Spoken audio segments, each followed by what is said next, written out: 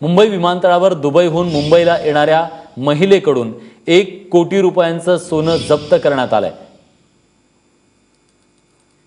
मृत्युंजय सिंग आपले प्रतिनिधी आता आपल्यासोबत आहेत। मृत्युंजय, या सगळ्या संदर्भात काय अधिक माहिती मिळते आणि हे स्मगलिंग रॅकेट असल्याचं देखील कळतंय? विलास, ही घटना काल रात्रीची आहे। मुंबई एअरपोर्टवर DRI जे डायरेक्टर ऑफ रेव्हेन्यू इंटेलिजन्स आहे त्यांना माहिती मिळाली होती की दुबईतून मुंबईत येणारी जे एमिरेट्स फ्लाईट आहे या फ्लाईटमध्ये एक वसईची राहणारी महिला आहे आणि तिच्याकडे गोल्ड्स आहे अशी माहिती मिळाली होती।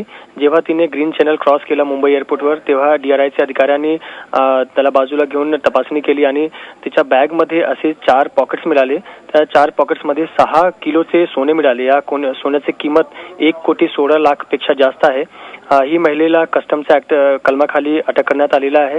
ही महिलेने कबुली दिली आहे की आमचा एक रॅकेट आहे, हा जो रॅकेट आहे ते मुंबई, दुबई आणि इतर परदेशात ही चालू आहे आणि ही रॅकेटचा फक्त एक काम करणारी महिला आहे। ही मोठा रॅकेट आहे अशी तिने कबुली दिली आहे। सध्या या महिलेला अटक करण्यात आलेला आहे आणि इतर रॅकेटमध्ये कोण कोण आहे, कुठे कुठे काम करत होते, कशा पद्धतीने काम करत होते याच्यावर DRI आणि इतर जे एजन्सी आहे त्यांची चौकशी सुरू आहे। धन्यवाद मृत्युंजय, तुम्ही दिलेल्या सगळ्या सविस्तर माहितीबद्दल।